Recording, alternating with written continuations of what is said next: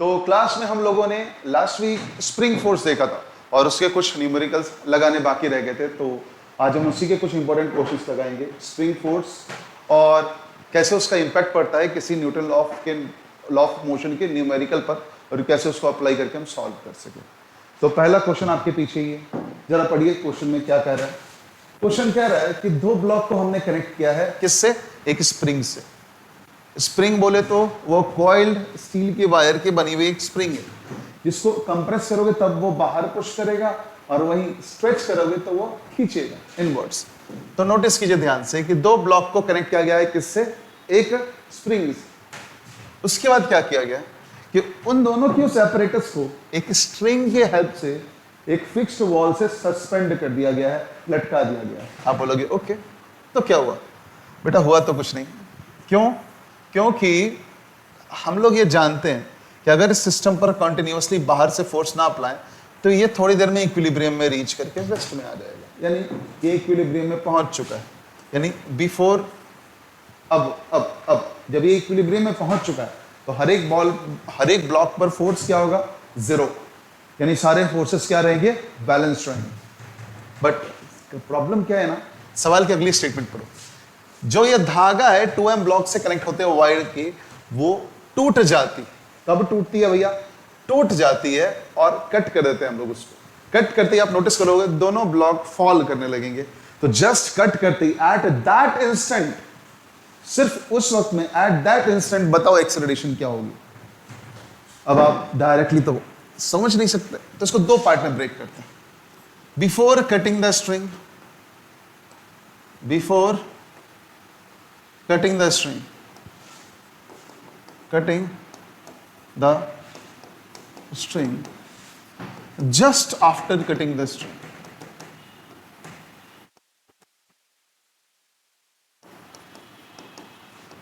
ठीक है? जरा ध्यान से देखिएगा, हम अब हर एक ब्लॉक के लिए फ्री बॉडी डायग्राम बनाएंगे, यानी जो जो फोर्सेस है हम आइडेंटिफाई करेंगे और फ्री बॉडी डायग्राम बनाएंगे। अपने आप आंसर आपके हाथों में होगा। आप बोलोगे कैसे? चलिए देखते हैं। फॉर एम मास ब्लॉक, जो एम मास की ब्लॉक है उसके ऊपर देखते हैं। अरे भैया नीचे तो mg लगेगा, ऑब्वियसली इट इज आएंगे एक्सेलरेशन ड्यू टू ग्रेविटी, और ग्रेविटेशन फोर्स लगेगा ही लगेगा। तो mass into acceleration due to gravity is weight force. लेकिन सिंस ये स्प्रिंग स्ट्रेच हो रहा है, क्योंकि ये बिना स्ट्रेच हुए कैसे ऊपर वाले को नीचे खींचेगा और नीचे वाले को ऊपर खींचे इक्विलिब्रियम में लाएगा, तो ये स्ट्रेच हो रहा है। तो मानो इसकी स्ट्रेच x0 हमने एज्यूम की है, तो ऊपर पे फोर्स क्या लगेगा? k times x0। So first thing is कि अगर ये रेस्ट में है तो एक्सेलरेशन शून्य है, then kx0 equal to mg। कुछ सवाल में इसकी ये एक्सटेंशन पूछ ली जाती है कि कितना एक्सटेंड करेगा ताकि एक मास इजिली सस्पेंड हो सके। 1 मार्क से छोटे मोटे स्कूल के क्वेश्चन में पूछ लिए जाते हैं। So here you can find it कि इस केसेस को डिवाइड मार दो mg by k, तो x0 आ जाता है। That's not our concern here, but it's okay, ये पता चल गया। वहीं पर for 2m mass block, 2m मास वाले ब्लॉक को अगर हम ध्यान से देखें तो क्या दिखेगा? जरा गौर से देखिएगा, नीचे लगेगा 2mg और फिर नीचे ही लगेगा kx0। क्यों? क्योंकि स्ट्रिंग को जो आप खींचते हो तो वो दोनों तरफ से पुल करेगा। सिंस इट इज एक्सटेंडेड, ऊपर वाले ब्लॉक को नीचे खींचेगा और नीचे वाले को ऊपर, तो हेंस kx0। और ऊपर क्या है? Tension T। तो आंसर क्या आएगा? सिंपल आएगा, T equal to 2mg plus k times x0, then T equal to 2mg, और kx0 mg के बराबर है तो mg लिखो, and then tension equal to 3mg। यानी दो चीजें यहां से फाइंड हुई, पहले तो मैक्स टेंशन, फिर टेंशन फोर्सेस, ये दोनों चीजें यहां से फाइंड आउट हुई। बट ये तो फाइंड आउट करना ही नहीं था। सवाल ने कहा रस्सी को काटा, जस्ट काटने के बाद क्या एक्सेलरेशन आएगी? सोच के बताइए तुरंत। अरे भैया रस्सी काटोगे, एट द मोमेंट रस्सी काटने का ये टेंशन तो जीरो हो जाएगी, पर क्या ये स्प्रिंग एक्सटेंड से कंप्रेस हो जाएगी क्या, या फिर नेचुरल लेंथ पे तुरंत आ जाएगी? नहीं, ये नेचुरल लेंथ में आने के लिए जो खुद फोर्स लगा रहा था वो अभी भी कंटिन्यू करेगा। सो kx0 विल कंटिन्यू। सो एक वैल्यू जो हम रीयूज करेंगे दैट विल बी दिस, याद रखना, सिंस आपने रस्सी काटा है तो आपने टेंशन को घटाया है। स्प्रिंग की एक्सटेंशन थोड़ी गायब हुई है, वो तो गायब होगी थोड़ी देर बाद, ध्यान देना। और वो भी गौर देने की बात है। तो कटते ही, स्ट्रिंग के कटते ही क्या होगा, जरा ध्यान देते हैं। स्ट्रिंग के कटते ही कुछ चीजें नॉर्मली होंगी। क्या? दोनों ब्लॉक फ्री फॉल में आएंगे थोड़ी देर के लिए, इंस्टेंट ऑफ टाइम के लिए, और फिर दोनों मूव करना चालू करेंगे। अब क्या होगा आप सोच के बताओ। चलिए, फॉर 2m ब्लॉक सोचता हूं, 2m ब्लॉक को मैं सोचता हूं कि 2m ब्लॉक नीचे गिरना चालू होगा।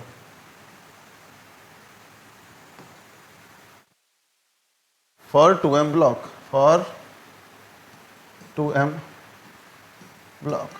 ब्लॉक नीचे गिरना चालू हुआ। समझिए, नीचे जो गिर रहा है उसकी एक्सेलरेशन है a। तो एक्सेलरेशन a क्या होगी? सारी फोर्सेस लगने के बाद तो टोटल फोर्सेस पे लगेगी क्या? 2mg प्लस kx नॉट, और वो भी क्या लेगी? डाउनवर्ड्स लेगी इस पर, और ऊपर का टेंशन गायब हुआ तो आप बड़े प्यार से इसको लिख सकते हो 2m टाइम्स a। कोई दिक्कत नहीं है। ये बात देखिए, एकदम स्वेच्छा से बताइएगा, ये एकदम इजी है समझना, देख पाना कि कैसे ये हो रहा है। भाई ये वाली फोर्स ऑफ ग्रेविटी लगते रहेगी, टेंशन ही गायब होगा, और इन दोनों की क्यूमुलेटिव आउटकम के कारण ये होगा। अब सिंस स्प्रिंग इंस्टेंटेनियसली अपनी ओरिजिनल लेंथ पर नहीं लौटी है, तो जो लगता हुआ फोर्स होगा वो क्या होगा? kx नॉट mg के बराबर होगा। तो 2mg plus mg equal to 2m a, and that is 3mg equal to 2m a। गया गया, अरे रे रे नहीं, 2 क्यों जाएगा? m जाएगा। तो a equal to 3/2 times g आएगा। और अगर हम 9.8 लेते हैं तो थोड़ी अलग आंसर आएगी, और 10 लेते हैं तो थोड़ी और। तो मैं 9.8 के साथ आंसर बताता हूं। दैट विल बी 3 टाइम्स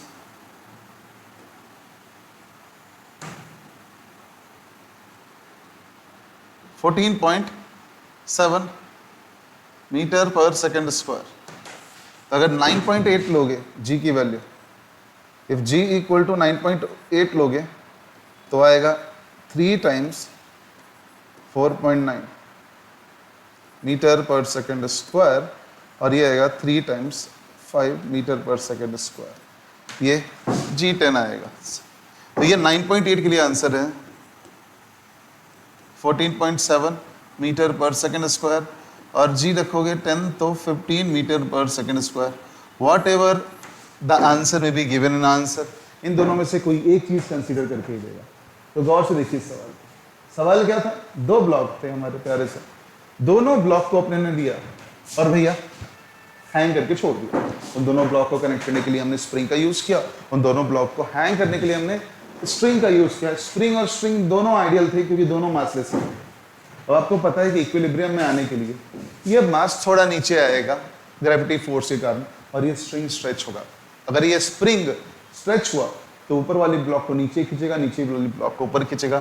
एक सर्टेन एक्सटेंशन पर पहुंचकर सब कुछ बैलेंस आउट होकर इक्विलिब्रियम में आ गया। इक्विलिब्रियम में आते हमने जड़ाक से ये ऊपर वाली रस्सी को ट्रिम कर दिया, और ऊपर वाली को रस्सी को ट्रिम करते ही जो एक्सेलरेशन आएगी किसकी? 2m ब्लॉक की, अपर ब्लॉक की, वो निकालना है। तो हमने अपर ब्लॉक के लिए कंसिडर किया, फाइंड किया। Since we know suddenly extension तो जीरो नहीं होगा, बट टेंशन जीरो हो जाएगा क्योंकि रस्सी एग्जिस्ट ही नहीं कर रहा है, and then we will get this outcome. तो नोट डाउन कीजिए, देखिए आपके पास 5 सेकेंड्स का टाइम, स्क्रीनशॉट ले लीजिए, नोट डाउन कर लीजिए whatever you want.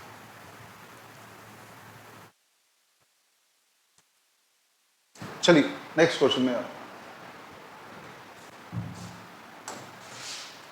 Next question देखते हैं। नेक्स्ट क्वेश्चन बहुत अच्छा है। एक सिस्टम है जिसमें 2 वेट्स रखे हुए और नीचे एक रिजिड सपोर्ट है। ये सपोर्ट मूवेबल है, यानी इस सपोर्ट को निकाल के मैं हटा सकता हूँ। Upon the requirement of the questions मैं हटा सकता हूँ सपोर्ट को। और अभी शुरू के माहौल में ये दोनों ऐसा इक्विलिब्रियम। इन्होंने सवाल में पूछा है कि the system is resting on the support S, find the expression of each weight just after support is removed. यानी धड़ाक से मैंने इसको रिमूव किया और उसमें तुरंत आपको बोल रहा हूँ प्रेडिक्ट करो ये कितने से मूव एक्सेलरेट करना चालू करेगा और ये कितने से एक्सेलरेट चलाएगा। इसमें भी 2 केसेस बनेंगे। क्या केसेस बनेगा? तो भैया before being removed, after being removed, before support removed, before support removed, support के हटाने से पहले, just after support removed.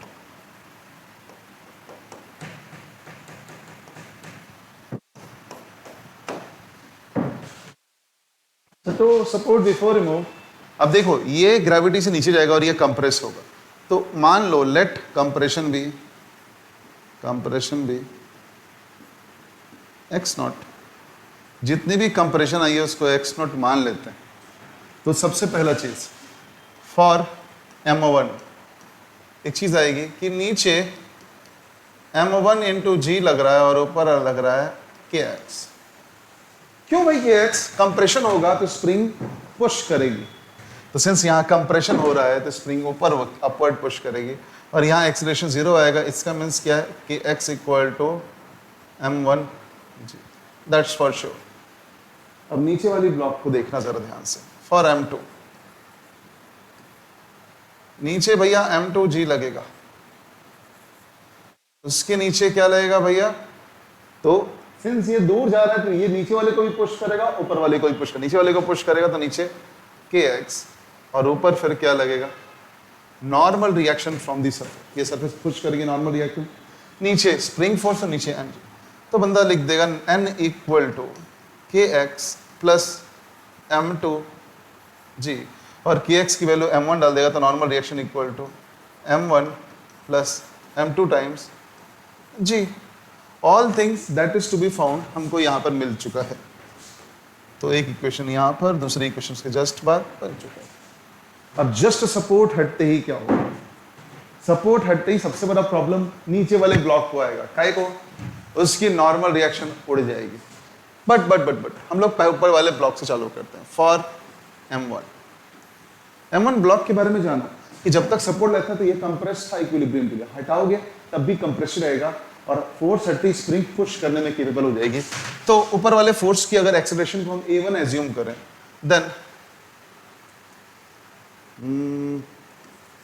M1G plus नहीं M1G डाउनवर्ड फोर्स जिधर मोशन हो सकती है माइनस KX जिधर मोशन नहीं हो सकती है, equal to M1 times A1। लेकिन सडन चेंज आने के कारण जिस समय सपोर्ट हटेगी, क्या उस समय स्प्रिंग अपने ओरिजिनल हाइट पे लौट आएगी? क्या नहीं, उस समय ये कंप्रेस करना स्टार्ट करेगा, यानी पुश करना स्टार्ट करेगा, और पुश करने के स्टार्टिंग के टाइम में वही फोर्स देगा जितनी आउटकम थी, दैट इज M1G।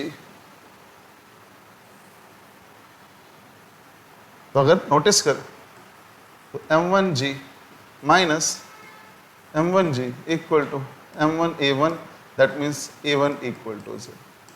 पहला खतरनाक आंसर ये। आप बोलोगे क्यों भाई? अरे बंदो, मैंने सपोर्ट हटाया है, नीचे वाली ब्लॉक नीचे जाएगी, ऊपर वाली नीचे आनी चाहिएगी, बट ये अपोजिट वाली फोर्स अभी भी लग रही है, और सिंस पहले ये फुल्ली बैलेंस था, अभी भी M1G के इक्वल ही स्प्रिंग फोर्स लग रही होगी। That's why it's acceleration will B 0। Clear है? अब M2G ब्लॉक की तरफ से देखते हैं, वहां पर इंटरेस्टिंग चीज मिलेगी। गौर से देखिएगा, M2 ब्लॉक नीचे आता है, नीचे में नोटिस करो दो फोर्सेस लग रहे हैं बेटा, पर नॉर्मल रिएक्शन नहीं लग रहा है। नीचे KX लग रहा है और नीचे M2G लग रहा है, और मानो इसकी एक्सेलरेशन A2 है। If I write that equation, that will be KX plus M2G equal to M2A2। जरा गौर से देखिएगा, सही दिख रही है या नहीं दिख रही? अगर देखोगे तो सही ही दिखेगी, गौर से देखिएगा ध्यान से। अब KX की वैल्यू कितने के बराबर होनी चाहिए? M1G के बराबर, क्योंकि सडनली चेंज हुआ है। तो M1G plus M2G equal to M2A2, and इसी को हम आगे एक्सटेंड करें तो A2 he will be A2, यानी नीचे वाले ब्लॉक की acceleration will B, common G निकाल लो तो m1 प्लस m2 और a2 के पास वाला m2 नीचे भेज देता। So this will be the outcome. यानी ऊपर वाली ब्लॉक को रिएक्ट करने की भी फुर्सत नहीं मिली, लेकिन नीचे वाली ब्लॉक का सिंस आपने नॉर्मल रिएक्शन ही उड़ा दिया है, उसको मूव करना पड़ेगा खुद को एडजस्ट करने के लिए। तो जब भी इस तरह के सवाल को सॉल्व करें अपने लोग, just after removing a force या एडिंग अ फोर्स, हमको केयरफुली ऑब्जर्व करना पड़ेगा कि कहां फोर्स हटाने से इफेक्ट पड़ा है एक्सीलरेशन। गौर मानिए, तो यहां पर कुछ नॉर्मल रिएक्शन की आउटकम आ ही नहीं रही थी फर्स्ट ब्लॉक पर। फर्स्ट ब्लॉक को बैलेंस करने के लिए जो कंप्रेशन था x not, it was enough. ये x नॉट हर जगह एनफ था। So it was not required कि सडनली अगर फोर्स चली जाए ये स्प्रिंग फैल ही जाएगी, ये जरूरी नहीं है। It takes time. और इसके अंदर जो एनर्जी स्टोर्ड है उसी को हम लोग पोटेंशियल एनर्जी बोलते हैं। वो हम आगे देखेंगे कि एनर्जी स्टोर्ड थी, इसके कारण ये काम करेगा, ये मूवमेंट लाएगा, ये मोशन लाएगा, ये फोर्स अप्लाई करेगा, तो हम आगे देखेंगे। But for all intensive purposes अगर हम लोग ध्यान दें तो सिंस ये इक्विलिब्रियम में था और ये दोनों ऑलमोस्ट इक्वल थे, तभी इक्विलिब्रियम होगा। एक बेस हटाने से ये इक्विलिब्रियम डिस्टर्ब नहीं होगा। क्यों? क्योंकि इस पर कोई एक्स्ट्रा अप्लाइड फोर्स नहीं है। बट एक इक्विलिब्रियम जरूर डिस्टर्ब होगा, वो है नीचे, क्योंकि नीचे के इक्विलिब्रियम में mg और kx नॉट इन दोनों को बैलेंस नॉर्मल रिएक्शन कर रहा था और यहां नॉर्मल रिएक्शन ही लापता हो गया। Keep that in mind. तो हेंस हम लोग स्टार्ट द टॉप बॉक्स से करेंगे। क्यों? क्योंकि ऊपर वाली ब्लॉक का एक्सप्रेशन शून्य आया, नीचे वाली ब्लॉक में नॉर्मल रिएक्शन गायब था और कुछ ना कुछ एक्सप्रेशन आएगा। हमने उसको A2 एज्यूम किया और हमारे सामने आंसर है। तो ध्यान से देखिए क्या हुआ है, कैसे हुआ है, और फिर अगर कोई डाउट हो तो नीचे कमेंट सेक्शन में रिप्लाई करें। Okay, take it down, you have 5 seconds for it.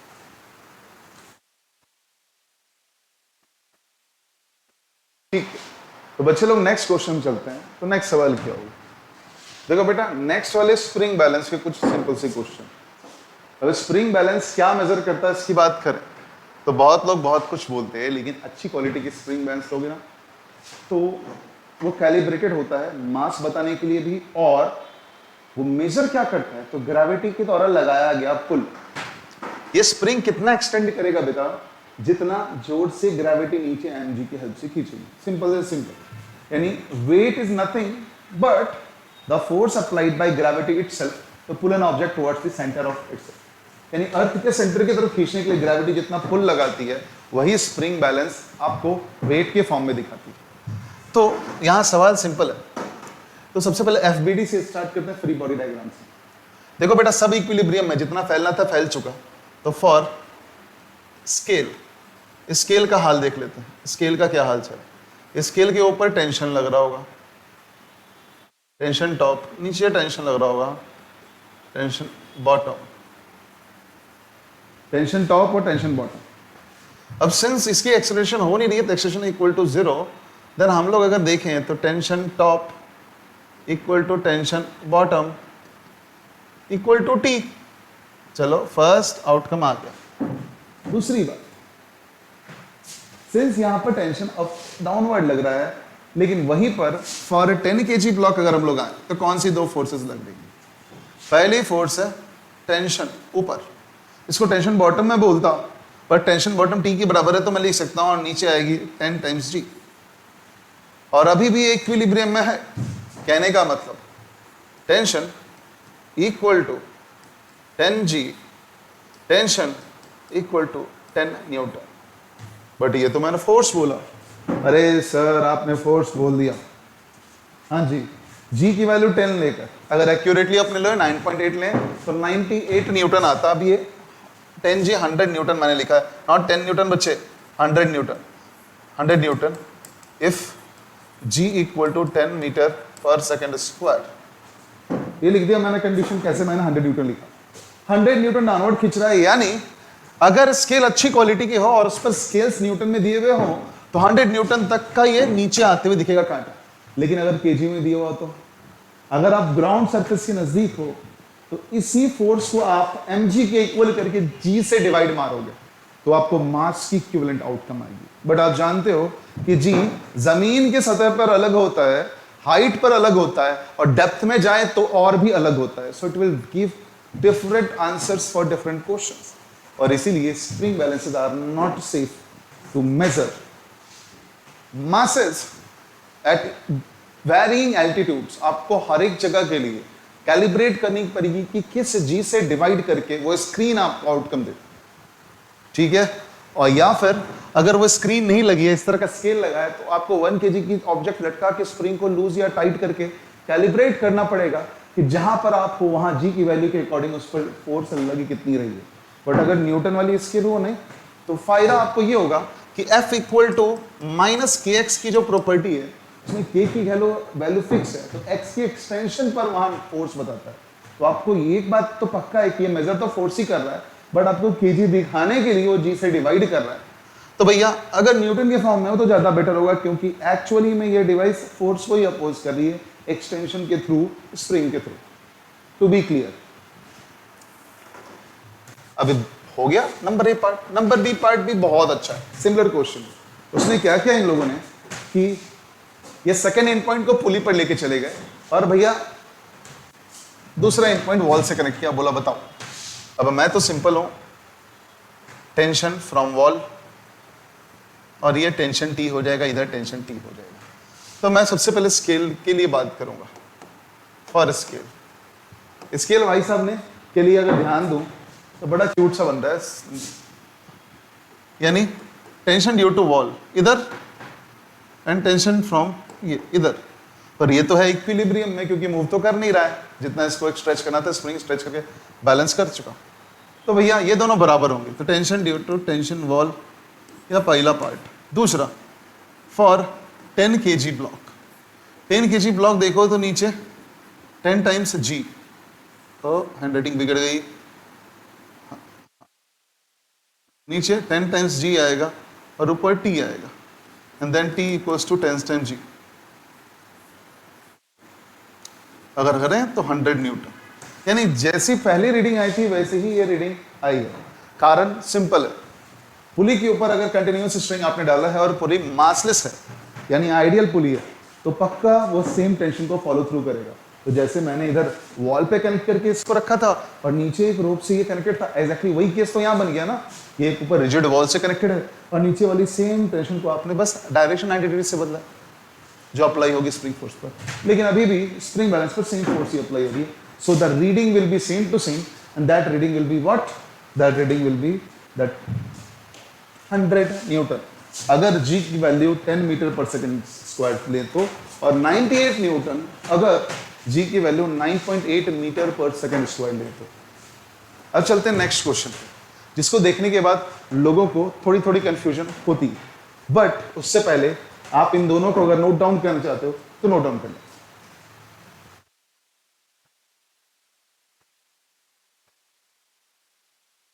अब एक और सवाल करते हैं जहां पर थोड़ी कंफ्यूजन आपके ब्रेन में आ सकती है, but see it and try to understand it. इसने क्या किया है ना, एक स्प्रिंग बैलेंस लिया हमने और जिधर दीवार था ना उस दीवार को हटा दिया और दीवार की तरफ भी हमने एक पुली लगाकर वहां से भी 10 kg लगा दिया। अब सवाल ये पूछी जा रही है कि हाँ भाई बताओ क्या देखोगे, क्या टेंशन आप मेजर करोगे, यानी एक्चुअली में यहाँ रीडिंग क्या आएगी, जरा गौर से देखिएगा। अभी आपके पास समय है, सोचिए। चलिए इसको सॉल्व कैसे करेंगे, तो भैया सबसे पहले फोर्स का नाम दे दो। तो चलिए अभी के लिए इसका नाम T1 रखते हैं और इसका नाम T2 रखते हैं, इसका नाम T2 रखते हैं और इसका नाम T2 रखते हैं। चलो अभी के लिए तो जरा प्यार से अपने लोग देखते हैं कि अगर दोनों तरफ इक्वल मास है तो हम तो श्योर हैं कि ये बेचारा दोनों तरफ से बराबर खींच रहा होगा और ये कहीं मूव नहीं करेगा। तो पहला चीज तो T1 equal to T2 for common sense, या पहला नंबर T1 T2 के बराबर है और ये T के बराबर हो गया। ये पहली बात तो दिमाग में गांठ बांध करके रख लो। दूसरी बात, चलो 10 kg वाले के लिए पकड़ते हैं। 10 kg वालों के लिए पकड़ोगे तो ऊपर कहलाएगा T और नीचे कहलाएगा 10G और acceleration is equal to 0, which means T equal to 10G, यानी 100 न्यूटन। वहीं पर 10 kg वाले दूसरे ब्लॉक को पकड़ो तो उधर भी वही हाल है, नीचे 10G और ऊपर T, एक्सीलरेशन इक्वल टू 0, तो tension equal to 10 times G, तो T इक्वल टू 100 न्यूटन। तो भैया ये जो हुक है जो स्प्रिंग को खींच रही है वो तो कुल मिलाकर कितने न्यूटन से खींच रही है, सोच के बताओ। That is totally 100 newton.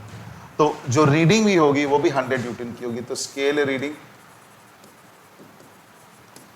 100 Newton, और अगर मास के टर्म से बात करें तो 10 kg ही रीड करेगी। क्लियर है? चलिए टेक इट डाउन। अगला सवाल थोड़ा इंटरेस्टिंग है। क्यों? अगले सवाल में दोनों तरफ अलग अलग वजन, यानी ये पूरा सिस्टम किसी एक डायरेक्शन में एक्सेलरेट होगा, तब थोड़ी डायनामिक बदल जाती है, उसको देखना होगा। तो चलिए इसको जल्दी नोट डाउन कीजिए। चलिए नोटिस करते हैं।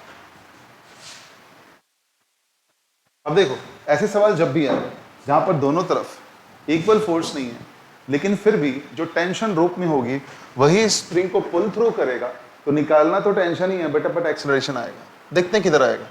कॉमन सेंस अगर अप्लाई करें तो इधर एक्सेलरेशन आने वाली है, इधर आने वाली है और इधर आने वाली है। तो सबसे क्या हम पुली का करते हैं, पहले इधर की टेंशन को नाम देते हैं T1, T2, T2। क्यों दोनों को अलग नाम दिया? अरे कोई रिश्तेदारी तो बने, हमको क्या पता दोनों तरफ बराबर खिंचाव लगेगा, क्योंकि दोनों तरफ वजन तो अलग अलग है। तो बैड लक कम्स, हो भी सकता है अलग, और उसको देखना पड़ेगा ना न्यूटन सेकंड लॉ अप्लाई करके। तो चलो फॉर स्केल, सबसे पहले स्केल के लिए अप्लाई करो। अब तुम बोलोगे क्यों? यही है जो T1 T2 की रिश्तेदारी को गारंटी देता है। स्केल की एक तरफ है T1 और दूसरी तरफ है T2। एक्सेलरेशन अपने को पता है इस तरफ है, यानी T1 minus T2 equal to 0 mass into acceleration A। ओ T1 minus T2 equal to 0, ओ that means T1 equal to T2, और अपने उसको T बुलाएंगे अब आगे के बाद से। तो कभी भी T1 T2 नहीं, जहां भी T1 T2 दिखेगा T बुलाएंगे अपने लोग। तो चलिए 20 kg ब्लॉक को सबसे पहले पकड़ते हैं। अरे भैया वो तो नीचे जाने वाला है। हाँ जी नीचे जाने वाली है, तो आएगी क्या 20 g डाउनवर्ड लगेगा वेट फोर्स, और ऊपर क्या लगेगी T, और इधर एक्सेलरेशन क्या होगा A, और इक्वेशन क्या बनेगी 20 g यानी 200 newton minus T equal to 20 A। पहला। सेकेंड इक्वेशन, अब 10 kg ब्लॉक को पकड़ते हैं। 10 kg ब्लॉक को अगर पकड़ते हैं then it will have a beautiful equation. What? ऊपर T लगेगा, नीचे 10 g लगेगा, और एक्सेलरेशन ऐसे, that means T minus 100 equal to 10A। Now closed. Number third, अब अगर हम लोग दूसरे और तीसरे को जोड़ दे तो T और T एलिमिनेट हो जाएगी और एक्सेलरेशन मिल जाएगा, यानी एडिंग किसको? Number 2 equation and 3 equation. और से देखिएगा 2 और 3 को ऐड करेंगे तो क्या होगा? T cancel, 200 minus 100, 100 equal to 20 plus 10 30A, then A equal to 100 by 30 metre पर सेकेंड स्क्वायर, और in simple words if I say it, A equal to 10 by 3 metre पर second square. Just keep it in mind. आगे calculation करेंगे। शुरुआत कैसे किया हमने? सबसे पहले स्केल के लिए, सिंस स्केल मासलेस है तो उस पर दोनों तरफ का लगता हुआ फोर्स बराबर ही होगा, क्योंकि वो फोर्स को as it is transfer through करता है, तो इसलिए 0। दूसरी बात, क्योंकि मास 0 है, आप न्यूटन सेकंड लॉ को भी लगाओगे तो सेम रिजल्ट मिलेगा। सेकंड, सिंस ये डाउनवर्ड जा रहा है तो downward is the larger force, लिए 20 g minus tension equal to m into a, 20 into a। second equation, and then for 10 kg since it is going upward, then tension minus 100 या 10 g equal to 10 times a। Second और third को जोड़ो तो elimination method के through tension और tension cut जाएगा, और answer आएगी एक्सेलरेशन 10 by 3 मीटर पर सेकंड स्क्वायर। अब इस एक्सेलरेशन को आप किसी भी सेकंड या 3 में से किसी में भी पुट करो, आपको आंसर मिल जाएगी किसकी? टेंशन की, जो हमें चाहिए 200 माइनस टी, नहीं T minus 100 equal to 10 times A, यानी 10 by 3, यानी T equal to 100 plus 100 by 3, 300 plus 1 400 by 3 will be tension, and 400, और यही होगी स्केल रीडिंग, ये होगी स्केल रीडिंग। कोई इंसान पूछे यहाँ स्केल रीडिंग क्या होगी, तो दैट विल बी 400 by 3। कब? जब G की वैल्यू 10 हो, तो की वैल्यू 10 एज्यूम नहीं करोगे तो आंसर थोड़ा सा डिफरेंट आएगा, थोड़ा सा माइन्यूटली डिफरेंट। क्या कर सकते हो आप, 40 इंटू जी बाई 3 रख सकते हो, यहाँ पर 40 टाइम्स जी बाई 3 आएगा और जी की वैल्यू पुट कर दो क्या 9.8, आपको सही आंसर मिल जाएगा 9.8 अगर आपको एज्यूम करना है तो। मोस्टली बुक्स 10 बोलती है, इजी होती है कैलकुलेशंस, तो मैं भी 10 लेके दिखा रहा हूँ, 9.8 लेके भी करोगे सिमिलर क्लोज एनफ आंसर आएंगे, नो वरीज। गौर से देखिएगा, समझिएगा, फिर हम आगे मूव करेंगे। कैसे मूव कर रही है, first step, second step, third step and then fourth step. Fourth step क्या है, put a in number third, second या थर्ड किसी में भी ए को पुट कर दो और आपको आंसर मिलना स्टार्ट हो जाएगा।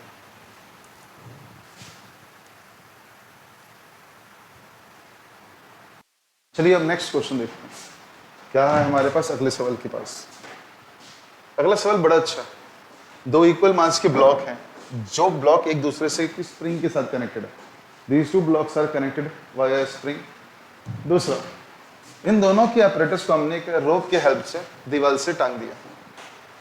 अब जब स्नैप करते हैं, find the acceleration 1 just after string is cut, यानी स्ट्रिंग को जब स्नैप करते हैं तो कैसी एक्सेलरेशन रहेगी जस्ट स्नैप करने के बाद, वही पता करना।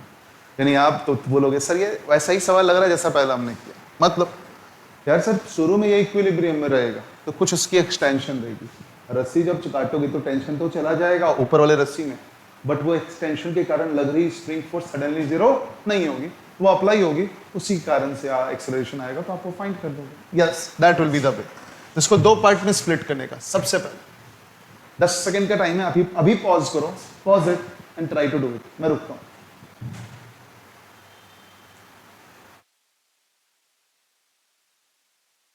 हाँ, उम्मीद है आपने पॉज किया होगा, and if you have pause then दो पार्ट में किया होगा। Before the string cut, string के कटने से पहले की कंडीशन।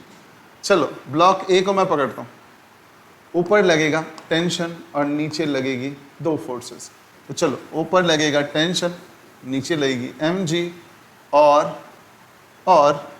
और नीचे ही लगेगा spring force that is kx। Let x be the extension, clear है? एंड सिंस ये इक्विलिब्रियम में है तो ये सारे फोर्स जीरो, इन tension equal to kx plus mg। कोई दिक्कत है? kx कहाँ, डाउनवर्ड फोर्स नीचे खींचने के लिए, mg कहाँ, नीचे खींचने के लिए, tension equal to kx plus mg। तो ये नंबर 1 है इक्वेशन। नंबर ब्लॉक बी का हाल देखो, ब्लॉक बी का बहुत क्यूट सा स्थिति है, नीचे mg आएगा और ऊपर kx आएगा, यानी kx इक्वल टू mg। यानी अगर बहुत ध्यान से देखें तो t equal to mg plus mg, that means t equal to 2 times mg। अब एकाएक जब रोप कटेगी तो क्या होगा, after the rope is cut, after string is cut, after string is cut,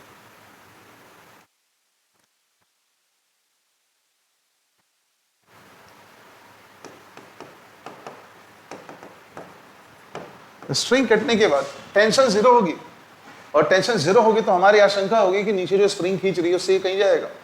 let's assume जो भी हो, ठीक है? तो ऊपर वाली ब्लॉक छोड़ो, नीचे वाली से चालू करते हैं। Block B, block B, block B में हमको पता है कि नीचे जा रही थी mg और ऊपर जा रही थी kx। अब सडनली तुमने रस्सी काटी, इंस्टेंटेनियसली जिसमें रस्सी काटी, क्या स्प्रिंग अपने नेचुरल लेंथ में चला जाएगा? नो, किस लेंथ में था उस लेंथ में फोर्स अप्लाई करते हुए नेचुरल लेंथ में आएगा, so kx will not vanish, and that's why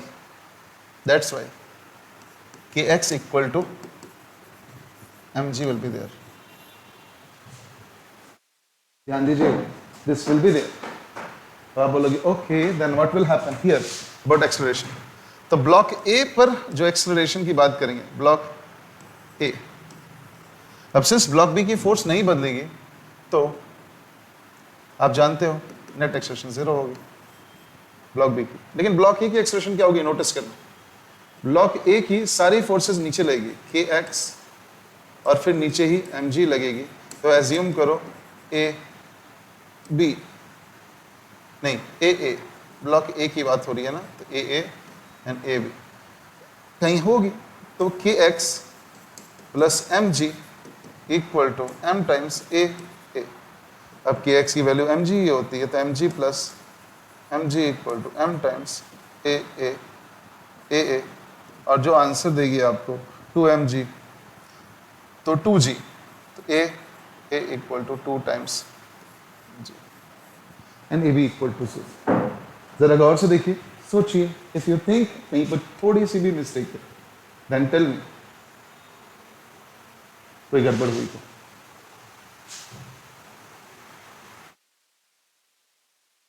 जो ब्लॉक बी होगी वो शुरू में रेस्ट पर रहेगी, रस्सी कटने के जस्ट बाद भी। क्यों? ये अप्लाइड फोर्स जो इसके mg को बैलेंस करता है वो तो तुरंत नहीं बदला है, दैट्स व्हाई। बट यहाँ पर टेंशन जाने के कारण ये मूव करना चालू कर देगा। सी इट केयरफुली, सोचिए और फिर बोलिएगा। उसके बाद ही हम नेक्स्ट सवाल में जाएंगे। टू टेक अ स्क्रीनशॉट और to note it down manually you have 5 seconds. उसके बाद मैं दूसरे क्वेश्चन में मूव करूंगा। चलिए नेक्स्ट सवाल देखते हैं। अब देखो, ये दो बैलेंसेस जिनको एक दूसरे से लटका दिया गया, नीचे 20 kg लगा के बोला गया बैलेंस 1 और बैलेंस 2 में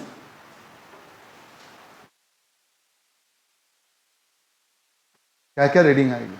चलो देखते हैं, सोच के बताइएगा क्या क्या रीडिंग आएगा।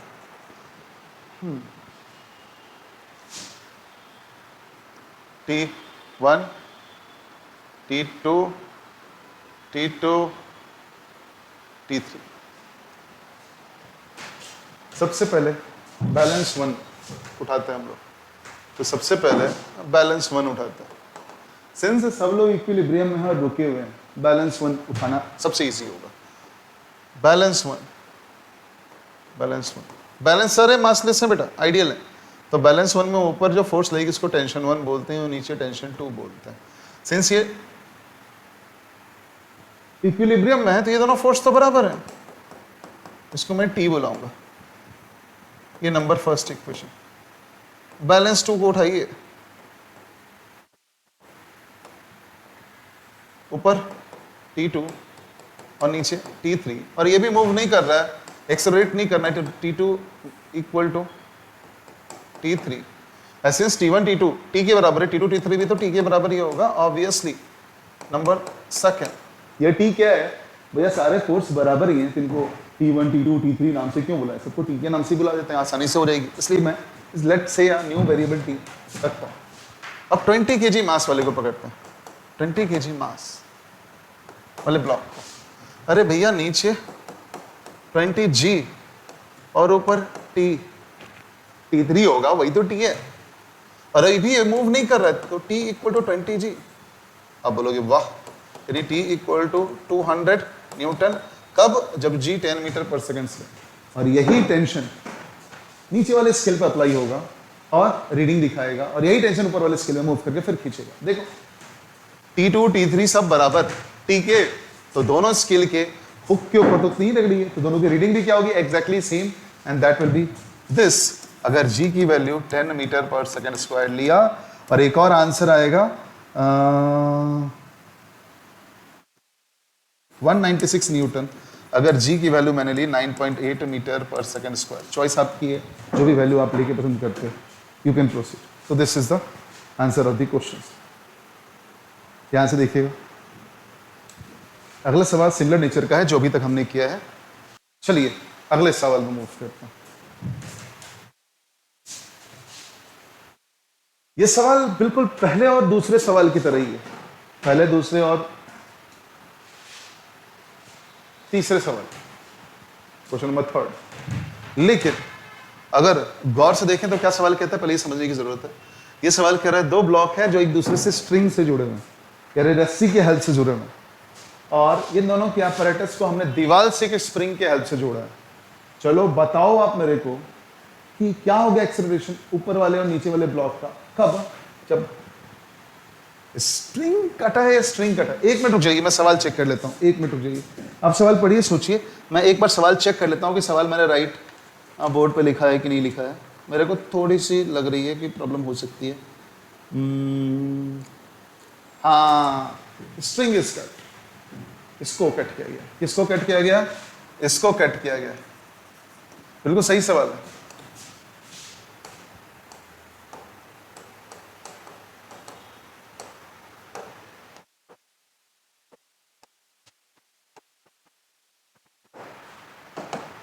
दो पार्ट है, पहले बोर्ड को कन्वर्ट करो और सवाल को सॉल्व करो। मानो इसमें एक्सटेंशन x नॉट हुआ। अरे मानिए, मन हो x मानिए, मन हो x नॉट मानिए, मैं खूबसूरती के लिए कुछ भी मान लेता हूं, चलेगा।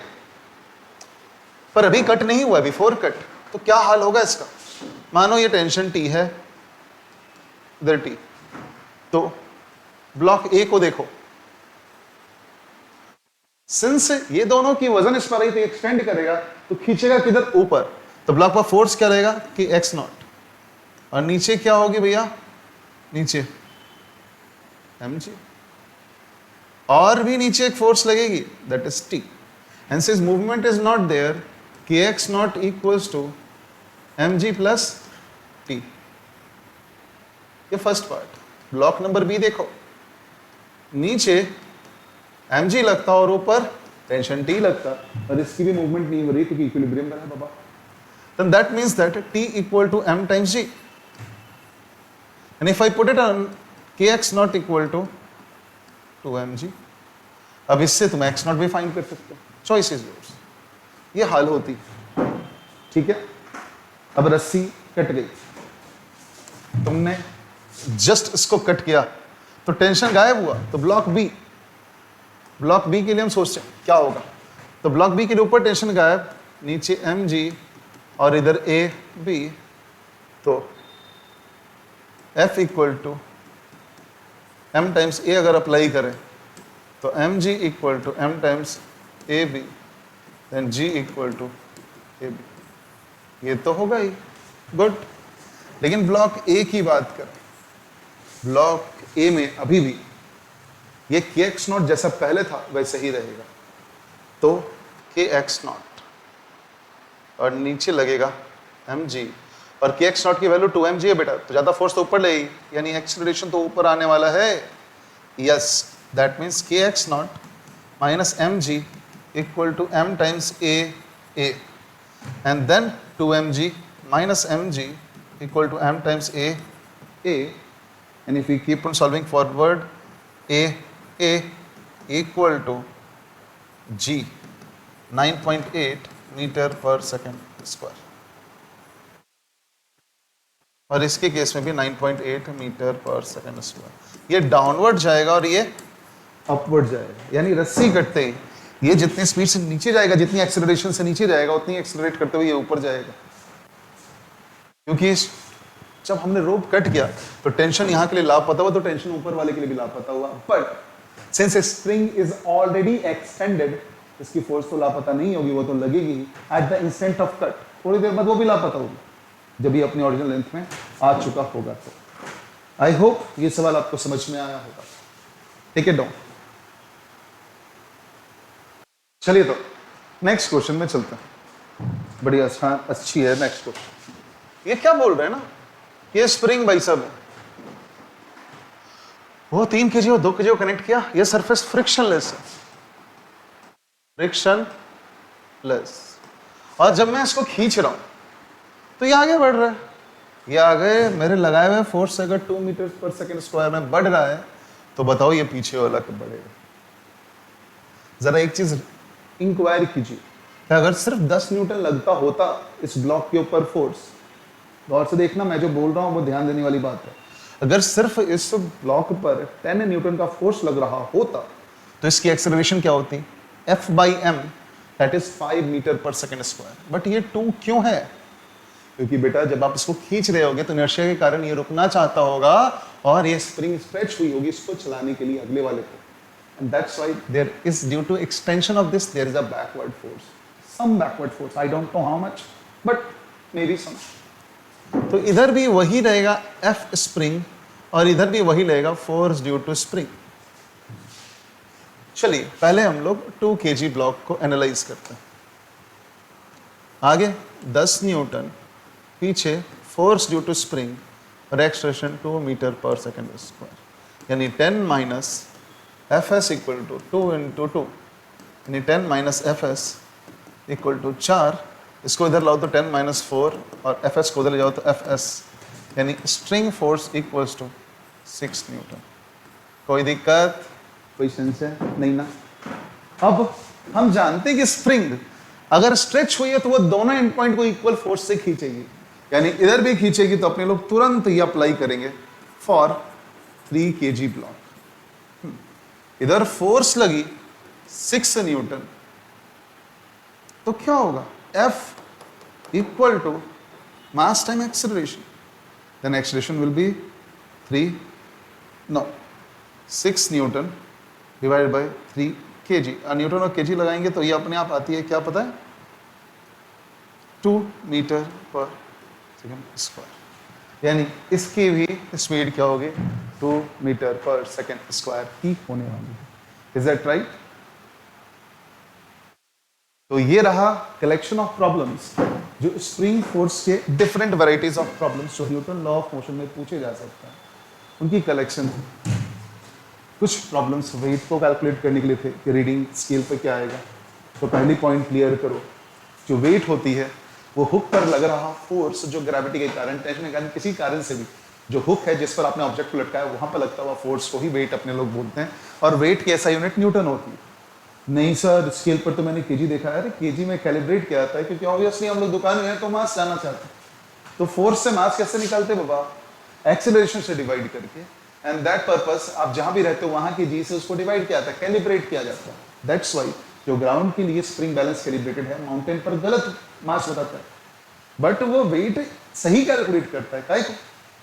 क्योंकि वेट तो वही रहेगा जितना फोर्स लग रहा है, बट जी की वैल्यू बदल गई, तो जब तुम एक्सप्रेशन से डिवाइड मारो तो डिवीजन में कैलकुलेशन मिस्टेक हुई है, जिससे आउटपुट गलत आ रहा है। So that's why spring balances are not safe for high altitude, mid altitude and low altitude operations, जहां पर ग्राउंड से बहुत ज्यादा हाइट या बहुत नीचे हाइट पर सी लेवल से ऑब्जेक्ट्स रहती, क्योंकि जी की वैल्यू लार्जली वेरी करती है। लेकिन वहीं पर प्लेन एरियाज में स्प्रिंग बैलेंस एनफ है, and you can calibrate it. 1 kg मास वाली कोई भी ऑब्जेक्ट रखो, कैलिब्रेशन टूल पर 1 kg डालो, और जी की वैल्यू एडजस्ट कर ले उस लोकेलिटी के अकॉर्डिंग, तो you can use it also. Digital scales में ये फीचर होता है। तो आज के लिए इतना ही हम लोगों ने देखा है, तो नेक्स्ट वीडियो में अपने लोग कुछ और सवाल लेकर मिलेंगे। अगर कोई डाउट हो, कुछ भी प्रॉब्लम हो, तो आप नीचे कमेंट में बोल सकते हैं। इन सवाल की कंप्लीट सॉल्यूशंस क्वेश्चंस के साथ क्लास नोट्स डिस्क्रिप्शन में अटैच्ड होंगे। तो आज के लिए इतना ही, हम मिलते हैं अगले दिन फिर से। Thank you.